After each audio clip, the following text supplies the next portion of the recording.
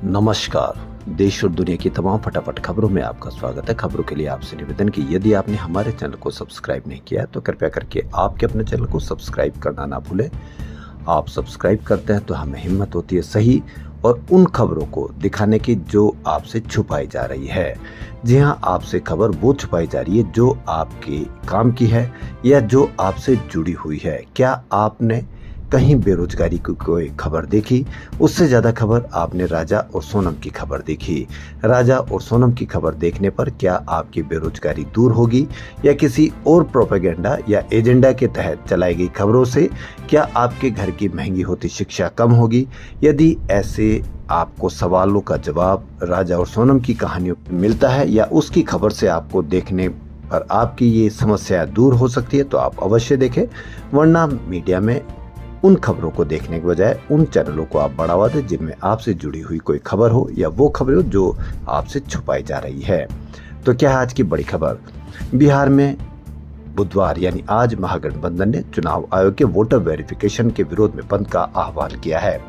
हो सकता है कि आपको लगता हो कि महागठबंधन गलत कर रहा है, तो आप वोटर वेरिफिकेशन की शर्तों को उनके बताए हुए दस्तावेजों को देखकर कि क्या आपके पास वह दस्तावेज है या नहीं है, क्योंकि वह अन्य राज्यों में भी लागू किया जाएगा। तो इसलिए आप विपक्ष की बात को ना मानकर आप अपने आप को ये मान करके देखें कि क्या वोटर वेरिफिकेशन के जो कागजात आपको बताए गए हैं क्या वो कागजात आपके पास हैं, क्या आपके समर्थन में वो अच्छा कर रहे हैं, बुरा कर रहे हैं। इस दौरान आप सभी चीजें देखें तो आपको विश्वास होगा कि वो सही कह रहे हैं या कुछ गलत कर रहे हैं।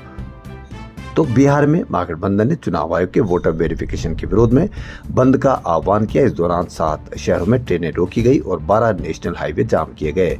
कांग्रेस नेता राहुल गांधी भी विरोध में शामिल होने के लिए दिल्ली से पटना पहुंचे और यहां विरोध रैली में शामिल हुए। उनके साथ तेजस्वी यादव और वीआईपी प्रमुख मुकेश साहनी भी शामिल हुए।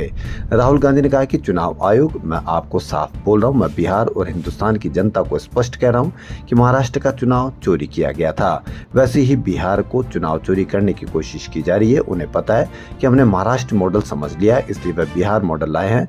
ये गरीबों के वोट छीनने का तरीका है। ये बिहार है और बिहार की जनता ये नहीं होने देगी। हमारे लोग चुनाव आयोग से जाकर मिले, मैं नहीं जा पाया था। इलेक्शन कमीशन बीजेपी और आरएसएस के नेताओं की तरह बात कर रहे हैं। वो भूल गए हैं कि वो बीजेपी नेता नहीं है। मैं कहता हूं कि आपको जो करना है करिए, लेकिन बाद में कानून आप पर हावी होगा। राहुल ने कहा कि आपको जो करना है करिए, लेकिन बाद में कानून आप पर हावी होगा, कानून आपको नहीं छोड़ेगा। मैं आपको गारंटी दे रहा हूं कि आप कितने ही बड़े क्यों ना हो, कानून आपको नहीं छोड़ेगा। आप अपना काम नहीं कर रहे हो। तो आप भी इस पर अवश्य कमेंट करके बताएं। राजस्थान के चूरू में भारतीय वायुसेना का जगुआर फाइटर जेट क्रैश हो गया है। इस हादसे में विमान के पायलट और को पायलट शहीद हो गए। जिस जगह प्लेन क्रैश हुआ वहां बड़े इलाके में फाइटर जेट का मलबा बिखरा हुआ है। यह हादसा आज दोपहर 12:40 पर हुआ। भारतीय वायुसेना ने दुर्घटना के कारणों का पता लगाने के लिए कोर्ट ऑफ इंक्वायरी गठित की है। चूरू एसपी जय यादव ने बताया कि राजल देसर थाना क्षेत्र के गांव भाणुदा में प्लेन क्रैश हुआ है। इसमें 2 लोगों की मौत हो गई। मलबे के पास से बुरी तरह से शत विक्षत शव के टुकड़े मिले। बताया जा रहा है कि हादसे से पहले तकनीकी कारणों से पायलट इजेक्ट नहीं कर पाए। पिछले 5 महीनों में देश भर में 3 जगुआर क्रैश हो चुके हैं। सेना के सूत्रों के अनुसार यह Jaguar fighter jet Shri Ganganagar के पास सूरतगढ़ एयरबेस से उड़ा था। यह जेट 2 सीटर था। ट्रेनिंग के लिए इसका उपयोग किया जाता है। एलोन मस्क की कंपनी स्टारलिंक को भारत में सैटेलाइट इंटरनेट सर्विस शुरू करने का आखिरी रेगुलेटरी अप्रूवल मिल गया है।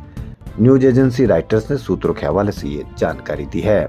स्टारलिंक तीसरी कंपनी जिसे भारत में सैटेलाइट इंटरनेट सर्विस ऑपरेट करने का लाइसेंस मिला है। इससे पहले वनवेब और रिलायंस जियो को मंजूरी मिली थी। स्टारलिंक स्पेस एक्स का प्रोजेक्ट है जो सैटेलाइट के जरिए हाई स्पीड इंटरनेट देता है। इसके सैटेलाइट्स पृथ्वी के करीब घूमते हैं जिससे इंटरनेट तेज और स्मूथ चलता है। ये खासकर उन इलाकों के लिए फायदेमंद है जहाँ आम इंटरनेट नहीं पहुँचता है, जैसे गाँव या पहाड़। स्टारलिंक ने शर्तों को माना और मई 2025 में उसे लेटर ऑफ इंटेंट मिलने के बाद टेलीकॉम डिपार्टमेंट का लाइसेंस मिल गया। अब उसे आखिरी रेगुलेटरी अप्रूवल यानी Indian National Space Promotion and Authorisation Centre का अप्रूवल भी मिल गया है। महाराष्ट्र के ठाणे जिले में हिंदी भाषी रिक्शा ड्राइवर का एक मराठी पैसेंजर से किसी बात को लेकर झगड़ा हो गया। बात मारपीट तक पहुंच गई। इस विवाद में महाराष्ट्र नवनिर्माण सेना के कार्यकर्ताओं ने दखल दिया। भिवंडी नगर अध्यक्ष मनोज गुलवी ने ड्राइवर को माफी मांगने पर मजबूर किया। गुलवी ने धमकी दी कि आगे अगर किसी मराठी युवक को छूने की कोशिश की तो देख लेना हाथ कहां जाएगा। किस तरह से हमारी मानसिकता हो गई है, कितने भेद हो गए भाषा को लेकर, धर्म को लेकर। इसका सबसे बड़ा हाथ आप मीडिया का देखेंगे, क्योंकि मीडिया पर दिन भर आपको किस तरह से खबरें दिखाई जा रही है, आपको असुरक्षित किया जा रहा है। यही इसका प्रभाव है, यही इसका असर है। नंबर सबका आएगा, ये ध्यान रखना। ठाणे में ही एमएनएस कार्यकर्ताओं ने गुजराती दुकानदार से मारपीट की थी। बहस दुकानदार के मराठी न बोलने पर हुई थी। घटना का वीडियो सोशल मीडिया पर वायरल हुआ था। वीडियो 30 जून का था। कार्यकर्ताओं ने दुकानदार से कहा था कि तुमने मुझसे पूछा कि मराठी क्यों बोलनी चाहिए, जब तुम्हें परेशानी थी तब तुम एमएनएस ऑफिस आए थे। वहीं शिवसेना शिंदे गुट विधायक संजय गायकवाड़ एक वीडियो में कैंटीन कर्मचारी को पीटते नजर आ रहे। वीडियो मंगलवार रात को मुंबई के आकाशवाणी विधायक गेस्ट हाउस का है। विवाद खराब दाल परोसने से जुड़ा है। जब खराब क्वालिटी का खाना बुल्डाना विधायक गायकवाड़ को परोसा गया तो वे नाराज हो गए। गायकवाड़ कैंटीन में आए और स्टाफ की पिटाई कर दी।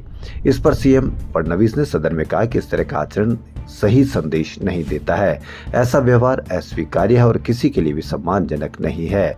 एक विधायक के रूप में गायकवाड़ के कृत्य ने सभी विधायकों की प्रतिष्ठा धूमिल की है। वहीं ये गायकवाड़ ये वही हैं जिन्होंने राहुल गांधी की जबान काटने पर 11 लाख रुपए का इनाम घोषित किया था। जी हां, पिछले साल विधायक गायकवाड़ ने कांग्रेस नेता राहुल गांधी की जीभ काटने वालों को 11 लाख रुपए का इनाम देने की घोषणा करके विवाद खड़ा कर दिया था। बैंक, बीमा, डाक और पब्लिक ट्रांसपोर्ट जैसी सर्विसेज आज देश में कई जगहों पर प्रभावित हुई। 10 केंद्रीय ट्रेड यूनियन और उनके सहयोगी संगठनों ने हड़ताल बुलाई। यूनियनों का दावा कि देश भर में 25 करोड़ कर्मचारी हड़ताल पर हैं। 25 करोड़ कर्मचारी यानी 25 करोड़ लोगों के हड़ताल पर रहने पर भी आपको मीडिया पर इसका कोई असर नहीं दिखा और न ही कोई इस पर चर्चा दिखी। अब आप इससे अंदाजा लगा लीजिए कि 25 करोड़ लोगों का भी मीडिया पर कोई असर नहीं दिखा तो आप बहुत मुट्ठी भर लोग होंगे तो आपका असर कितना होगा। इसलिए आप अभी भी वक्त है कि आप बेरोजगारी की बात करें, शिक्षा की बात करें, महंगी शिक्षा की बात करें, वरना इतने लोग इकट्ठे होने पर भी आपको मीडिया पर इसकी कोई चर्चा देखने को नहीं मिलेगी। और यदि मीडिया पर आपको दिखाया नहीं जाएगा तो लोगों को पता भी नहीं चलेगा कि कौन कितनी मुसीबत में है। ट्रेड यूनियंस निजीकरण और 4 नए लेबर कोड्स के विरोध में ये केंद्र की उन नीतियों का विरोध कर रही है जिन्हें वे मजदूर विरोधी, किसान विरोधी और कॉरपोरेट समर्थक मानती है। पीरियडिक लेबर फोर्स सर्वे के अनुसार देश में पब्लिक और प्राइवेट सेक्टर में 56 करोड़ कर्मचारी है। इनमें इनफॉर्मल सेक्टर में 50 करोड़ और फॉर्मल सेक्टर में 6 करोड़ कर्मचारी है। तो खबरों में फिलहाल इतना ही। यदि आपको हमारा चैनल पसंद आए तो तमाम फटाफट खबरों के लिए आपके अपने चैनल को सब्सक्राइब करना ना भूलें। धन्यवाद।